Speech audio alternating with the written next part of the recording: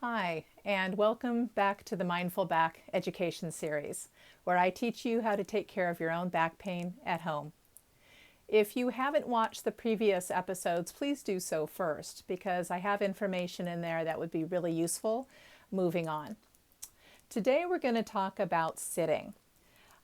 Sitting in and posture, as our parents used to talk about it, is something that most of us do a lot of, especially in modern society today. We sit at a desk, we sit on the couch, we sit in our car on our long commutes.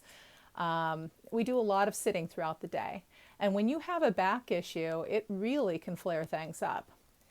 In the last video, I talked to you about learning to tune into your symptoms at your baseline when you first get into a position, and to focus on where your symptoms are, whether it's just the back or the back and the leg, but getting used to recognizing where your symptoms tend to go and at what level we're starting.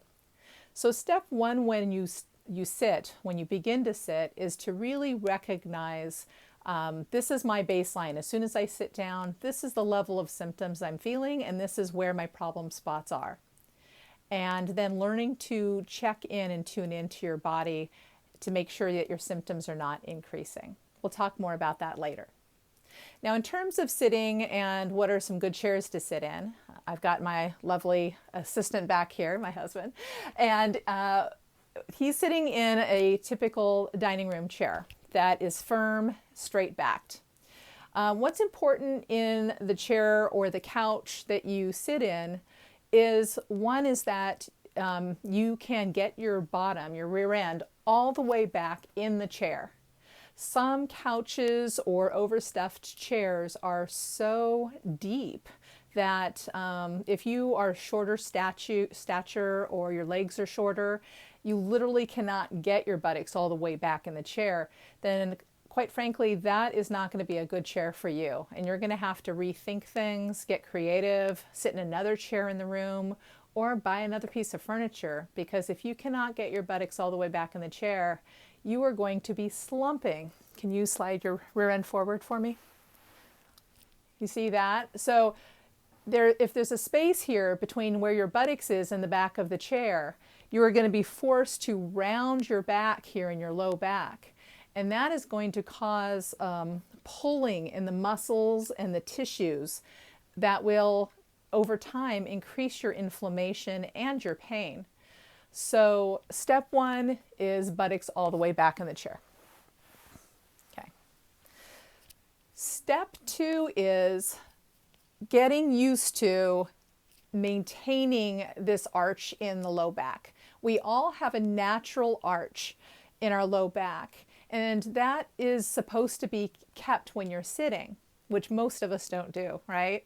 Because of slumping and weakness and muscle fatigue. We just don't have what's called the core strength or the habits to maintain this natural arch in our back.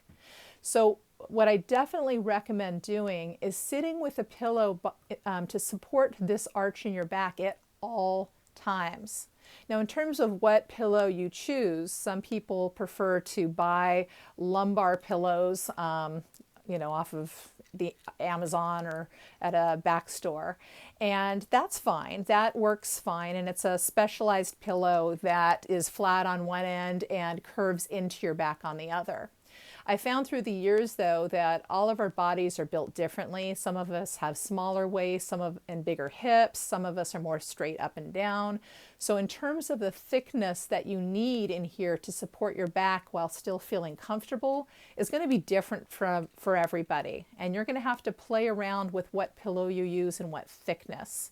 I'm going to use just this throw pillow off our couch to demonstrate right now. So what you want to make sure is that a lot of people end up, when they put the pillow should go right at the waist area, okay? It doesn't have to go all the way down in the buttock. It's just supporting that natural arch in the waist.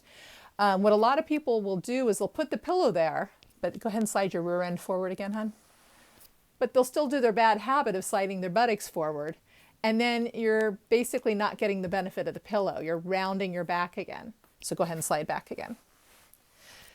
The other thing, so when you're sitting, I want you to, with the pillow, I want you to keep checking in with your body and reminding yourself to scoot your rear end back. Because I guarantee you, if you're used to sliding your rear end forward, the second you think another thought, your body's gonna wanna go back to what it's used to. And you're gonna have to keep reminding yourself, buttocks back, and readjusting. These are the kind of habits that if you keep interrupting the old pattern by paying attention and adjusting to the new pattern, you will find that over time, again, in weeks to months, it will become very natural for you to sit in that new way, and your back will thank you for it. But in the beginning, it's a lot of thinking about it, which takes energy too, and I understand that, but it's necessary. So when you're sitting, set yourself up correctly, and then as you're sitting throughout the sitting process, every once in a while, check back into your body and ask, can I scoot my buttocks back further? And the chances are pretty good you will be able to, because you will have drifted forward. Another habit that a lot of us have is the tend to slouch forward from the shoulders and head. So a lot of us tend to lean forward towards what we're doing. So for example, if you're at the computer or you're reading a book, anything in front of you, which is almost everything, right? Our eyes tend to naturally drift forward to try to get closer to what we're looking at. But what that does is rounds the back again. So I want you to try to get used to thinking of getting your shoulders back, leaning back in your shoulders. So that is going to be another habit that has to be broken if that's you, if you tend to do that. So whenever you're on the computer, whenever you are reading a book, or even just watching TV across the room, the checkoff list in your head is first buttocks back, then shoulders back. And I want you to keep repeating that to yourself. The last thing I'm going to mention about the positioning are the legs.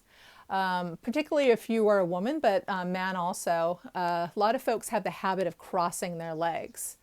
If you're a woman, you tend to cross one leg over the other, and we're taught, a lot of us women, to be feminine in that way and do that. The problem is go ahead and cross your legs for me, Joe.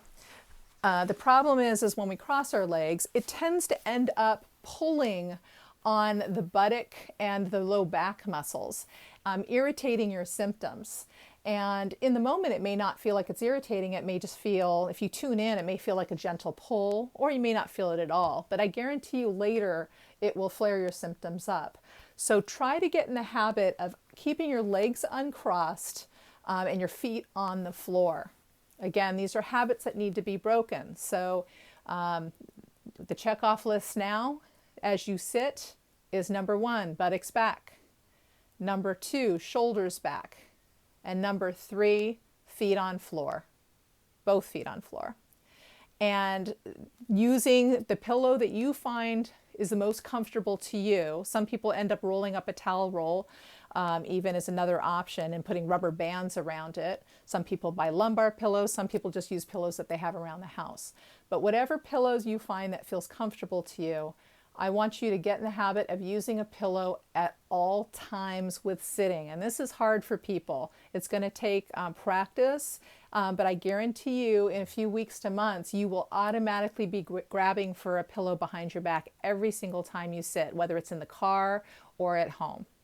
I hope this was helpful, and feel free to put comments below if you have any questions. Thanks.